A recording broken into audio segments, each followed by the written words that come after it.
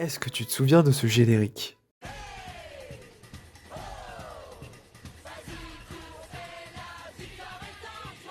Inazuma tous champions.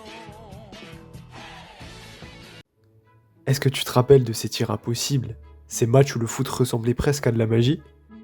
Aujourd'hui, on va replonger ensemble dans un univers qui a marqué toute une génération, Inazuma Eleven, un animé qui nous a appris à croire en nos rêves, à jamais abandonner, et surtout qui nous a tous fait sortir nos meilleures mains célestes, ou même tornades de feu, en criant pendant qu'on faisait du foot.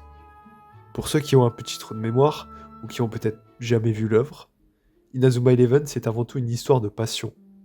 Dedans, on y suit Mark Evans, un gardien de but surmotivé, qui est presque hyperactif, et son équipe du collège Raymond, qui rêve de redonner vie à leur club de foot. Le concept est très simple, du foot, que du foot, mais à une sauce shonen, avec des passes enflammées, des tirs incroyables, des gardiens capables de stopper des éclairs à main nue, et l'animé est devenu très rapidement un phénomène. Que ce soit dans les cours de récré ou dans les parcs, tout le monde imitait Axel Blaze ou même Mark Evans.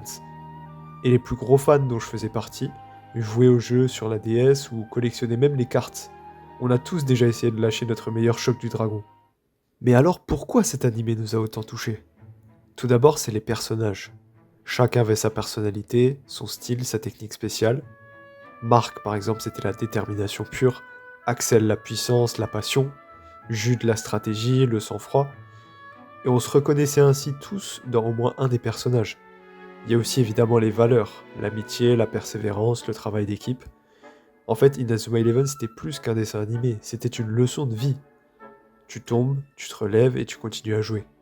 Même à un jeune âge, on voulait tous les imiter. On avait de la détermination aux côtés de Mark et son équipe. Il y a aussi bien sûr les matchs. On savait que c'était exagéré, que personne ne peut invoquer un dragon géant, une tornade de feu sur un terrain, mais on s'en fichait. Parce que chaque épisode, c'était une grosse piqûre d'adrénaline. Peu importe les difficultés rencontrées pendant le match, le collège Raymond se relevait toujours. Et cette œuvre, c'était un souvenir collectif. Un animé qui a marqué des milliers d'enfants. Inazuma Eleven, c'est le symbole d'une époque. Celle des mercredis après-midi devant Gulli, entre Pokémon et Beyblade. D'ailleurs, si vous aimeriez que je consacre une vidéo sur ces œuvres, n'hésitez pas à me le dire dans les commentaires.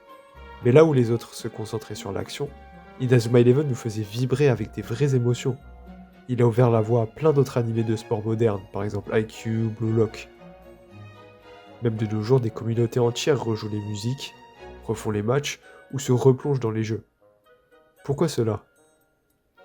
Eh bien en fait c'est simple. Au fond, Inazuma Eleven c'est plus qu'un animé. C'est une partie de notre enfance qu'on n'a jamais vraiment quittée. C'est aussi un moyen de revenir à notre jeune âge, même si ce n'est que pour un instant, en écoutant des OST qui rappellent des moments épiques de l'animé. Inazuma Eleven c'est la preuve qu'un simple dessin animé peut nous marquer à vie. Il nous a fait rêver, rire, crier, et croire qu'avec assez de passion, tout pouvait devenir possible. N'hésite pas à me dire quel est ton moment préféré d'Inazuma Eleven dans les commentaires, que ce soit la première apparition d'Axel, la main céleste de Mark ou quelque chose d'autre. J'espère en tout cas que cette petite piqûre de nostalgie t'a plu, et si c'est le cas n'hésite pas à t'abonner, à liker cette vidéo, et à plus tout le monde.